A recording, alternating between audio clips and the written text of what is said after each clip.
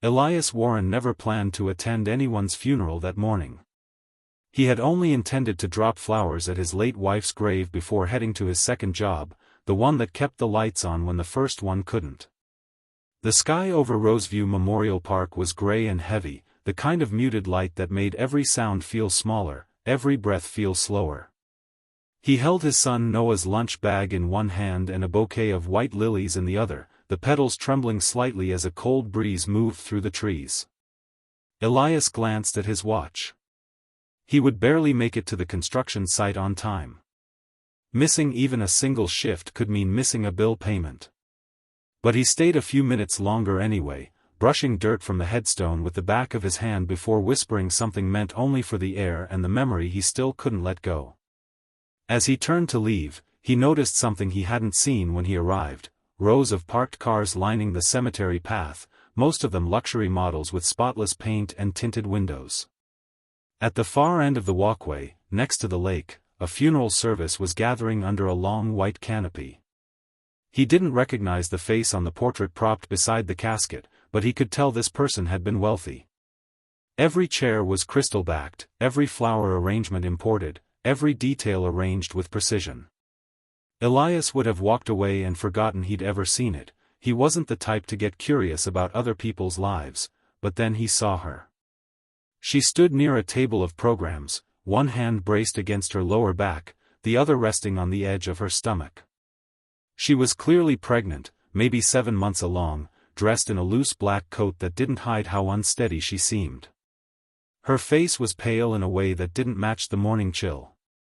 She blinked a few times like she was fighting dizziness, then closed her eyes altogether, breathing slow and shallow. Around her, people noticed and then quickly pretended they hadn't. No one stepped closer. Most turned slightly away, as if not seeing her made it someone else's problem. Elias had already taken 3 steps toward the exit when she swayed. It wasn't dramatic, not a fainting spell that drew gasps or sudden shouts. It was smaller than that. Her knees softened, her hand slipped from the table, her breath caught in her throat. She leaned sideways in a last attempt to brace herself against the chair beside her, but her fingers missed it by inches. Her balance shifted, her body tilting toward the gravel. That was all it took. Elias dropped the lunch bag. He didn't think. He didn't weigh the embarrassment of interrupting someone else's funeral. He didn't consider the possibility that she belonged to a world that wouldn't want him anywhere near it. His legs were already moving before he'd even realized what he was doing. He closed the distance in seconds and caught her just before her shoulder hit the ground, one arm around her back, the other steadying her elbow. Hey, I've got you," he said quietly. "Just breathe. You're okay." Her eyes fluttered open, disoriented, pupils dilating as she tried to focus on his face. For a moment she seemed unsure whether she should speak at all, like even forming a word would cost more energy than she had. Then she nodded weakly, her fingers curling into his sleeve. I'm fine," she whispered, though nothing about her looked fine. "Let's get you off your feet." Elias guided her toward a nearby memorial bench shaded by a sycamore tree. She moved slowly but didn't resist, leaning into his support just enough to keep from collapsing again. When she sat, she exhaled as if the simple act of lowering herself had taken the last bit of strength she had left. "Do you have anyone here with you?" Elias asked. She shook her head. Not exactly." He noticed the goosebumps rising on her arms and shrugged off his jacket, draping it over her shoulders before she could protest. A bottle of water sat near the service tent, forgotten on a catering table. Elias jogged over, grabbed it, twisted the cap open, and handed it to her. "Small sips," he said. "Don't rush it." She did as told, her trembling fingers barely managing to hold the bottle steady. Color slowly returned to her cheeks, but her breathing stayed uneven. Her gaze flicked toward the funeral tent and then away again, a shadow crossing her expression. "Thank you," she murmured, lowering the bottle. "I'm sorry, I didn't mean to cause trouble." "You didn't," Elias said. "You needed help." That's enough. For the first time, she really looked at him, at the faint lines under his eyes, the paint still on his sleeves from yesterday's job, the calm concern in his expression. Something softened in her face, gratitude mixed with something more complicated that he couldn't name. "My name is Rowan," she said after a moment, her voice steadier now. "Rowan Hale." "Elias," he replied. "Elias Warren." She nodded, thoughtful. "You didn't have to help me." "I know," he said. "But you needed someone." A long silence settled between them, broken only by the distant murmur of the funeral service. Rowan adjusted the jacket around her shoulders, her hands smoothing the fabric in a nervous pattern. "He would have liked you," she said suddenly, barely louder than a breath. Elias glanced at her. "Who?" Rowan exhaled through her nose, the kind of exhale that carried emotion she didn't want spilling out in public. But she didn't answer. Instead, she pushed herself slowly to her feet, testing her balance.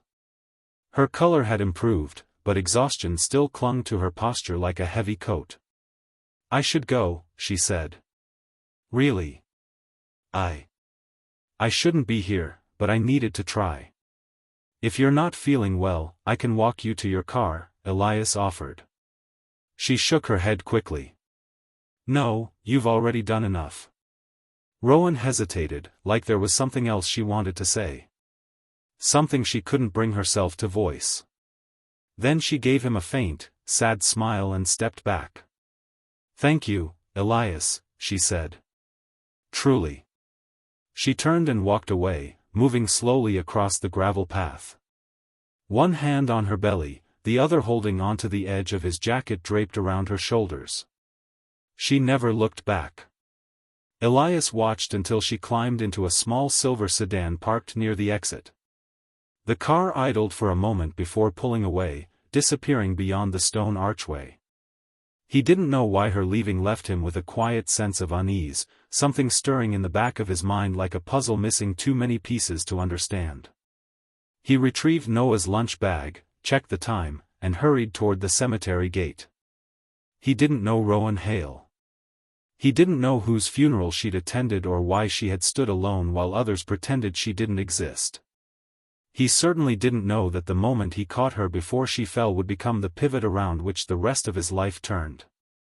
By the time he reached the parking lot, he had no idea that someone had watched the entire thing from a distance, someone who knew exactly who Rowan was, exactly who Elias was, and exactly why the two of them crossing paths mattered more than he could possibly imagine. He simply drove off, unaware that before the day ended, a stranger would knock on his door with news that would change every rule he thought governed his life. Elias reached home later than he wanted, the sun already low behind the row of worn apartment buildings on Sycamore Street. He climbed the creaking stairs two at a time, the familiar weight of exhaustion settling into his shoulders. Noah's backpack lay by the couch where he'd told his son to start homework before dinner. Inside the kitchen, a pot of water simmered quietly on the stove. Elias called out for him and heard small footsteps racing down the hallway before Noah appeared with the grin that always made every hard day feel softer. "You're late," Noah said, trying to sound stern but failing because joy leaked through every syllable. "Traffic," Elias replied, ruffling his hair. "And life." Noah didn't ask for details. He never did. He had learned too young when it was better not to press. Instead, he followed Elias into the kitchen and began setting the table, humming off-key as he placed mismatched forks and plates beside each other. Elias stirred the pot, mechanically preparing another simple meal that stretched their budget but still warmed the apartment with the smell of familiarity. As they ate, Elias found his mind drifting back to Rowan. The way she had steadied herself on the bench. The strange, lingering sadness in her eyes. The sentence she never finished. He didn't know why it kept circling in his thoughts, but it did, dipping into the quiet spaces between conversation and reminding him of something unfinished. He pushed the thoughts aside, focusing on Noah's chatter about school, about the science project he had taped together using leftover cardboard and an unreasonable amount of glue. The knock came halfway through dinner. Sharp. Measured. Purposeful. Noah froze, fork halfway to his mouth. Elias wiped his hands on a kitchen towel and walked to the door, expecting the landlord or a neighbor asking to borrow sugar again. But when he swung it open, the man standing in the hall wasn't anyone he recognized. He wore a deep navy suit tailored with an exactness Elias had only seen on television.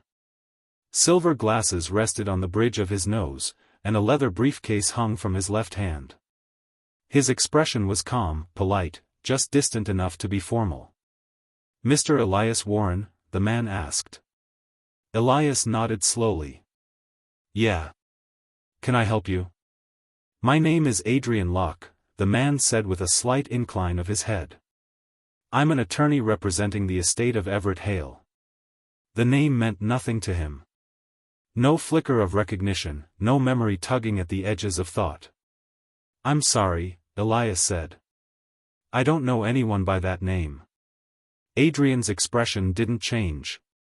"You may not know him, but he knew of you."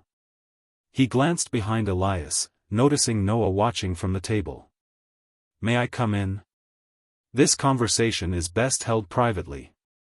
Elias hesitated. Every instinct told him to be cautious. But there was nothing threatening about the man, no edge, no aggression, only a calm resolve. He stepped aside, motioning toward the living room. Adrian walked in, paused to nod politely at Noah, then set his briefcase on the coffee table and opened it. Elias sat opposite him, hands clasped together, leaning forward slightly. "I'll get straight to the point," Adrian began. "Mr. Hale passed away last week." "I'm sorry to hear that," Elias said, though confusion creased his voice. Adrian continued as if expecting the reaction. He was a private philanthropist, an investor, and a quiet benefactor to several organizations in this state. His affairs were largely kept from the public, and he valued discretion above almost everything. Elias frowned. "Why are you telling me this?" Adrian withdrew a single folder from the briefcase and slid it across the table. "Because he named you as the primary inheritor of his personal liquid estate. $600 million. Silence fell over the room like a dropped curtain. Elias blinked once. Twice. The sentence didn't make sense. It was too large, too absurd, like someone saying the ocean fit in their pocket. He opened the folder, but the numbers printed on the page only solidified the impossibility. "This is a mistake," Elias finally said. "It has to be. I've never met this man." "That is partially accurate," Adrian replied. "You have never met him formally. But today, you assisted someone very important to him." Elias's breath caught. "Rowan." Adrian nodded, reading his expression. "Ms. Rowan Hale is Everett's daughter-in-law. Her husband, their only son, passed away last year. She has been living independently since, but Mr. Hale followed her situation closely. He knew she would be attending the service today. He also knew she would have no support from the extended family." Elias leaned back, absorbing every word. Adrian continued. "Mr. Hale was a private man, but he believed deeply in one principle: character reveals itself in moments when action holds nothing to gain. For several months before his passing, he had left very specific instructions in his will. If Rowan encountered an act of genuine kindness from a stranger on the day of her father-in-law's funeral, a kindness offered freely, without expectation, he wanted that person to inherit his estate." Elias stared at the lawyer, stunned. "You're saying, all of this happened because I helped her? Because she almost collapsed?" "Yes," Adrian said. "But not only because of that. Mr. Hale had an unusual habit of observing people quietly. He valued humility above wealth, and compassion above pedigree. And you've crossed his radar before." Elias's pulse quickened. "What do you mean?" Adrian opened another document. 6 years ago, you were working night shifts at the Portwell Community Shelter.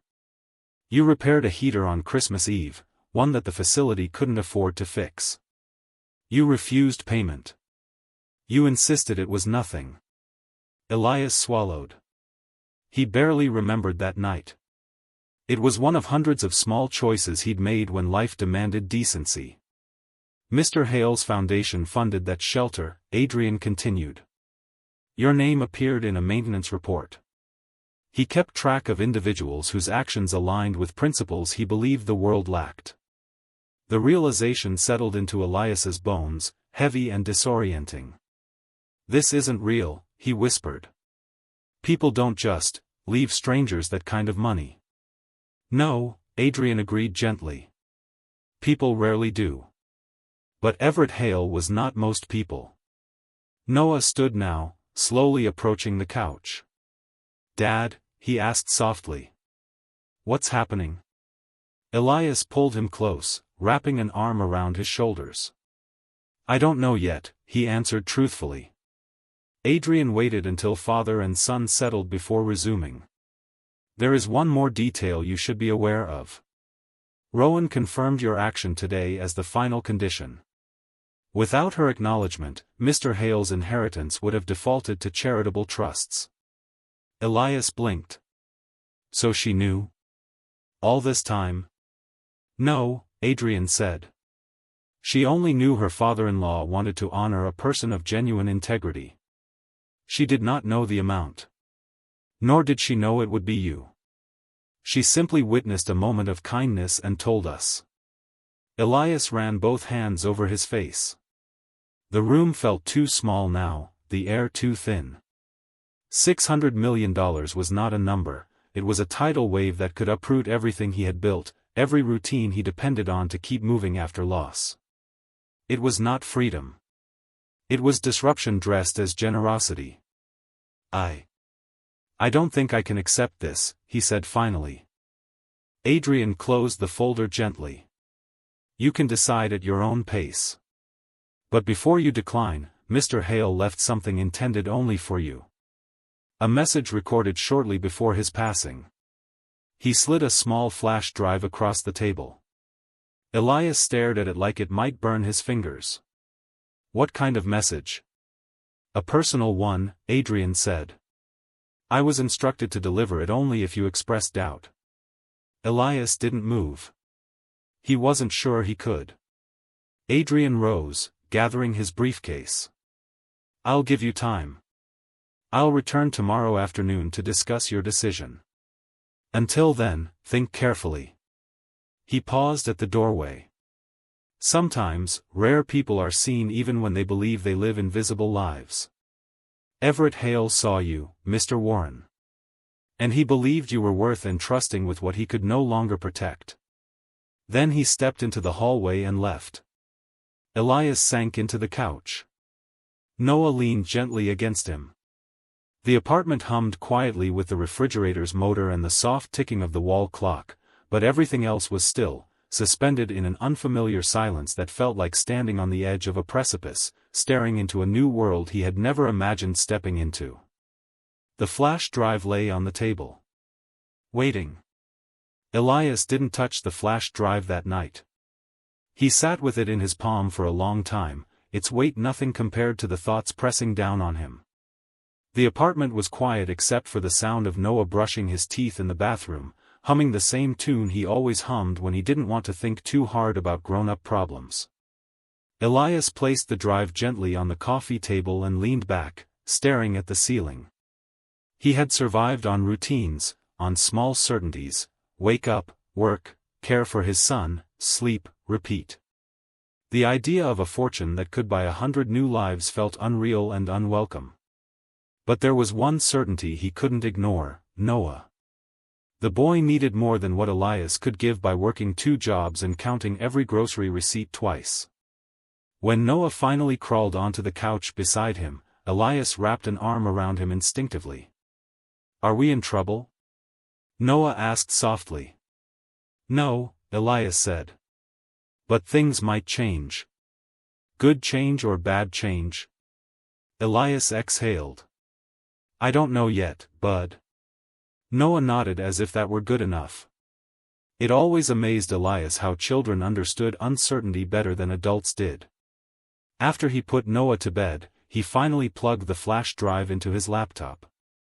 The screen blinked, then filled with the image of an elderly man reclining in a hospital bed, thin blankets pulled to his waist, oxygen tubes running from his nose. But his eyes, sharp, steady, seemed to notice the camera and the person who would eventually be watching. "Elias," the man said, his voice raw but clear. "If you're seeing this, then Adrian has done his part, and you've done yours." Elias swallowed, leaning closer.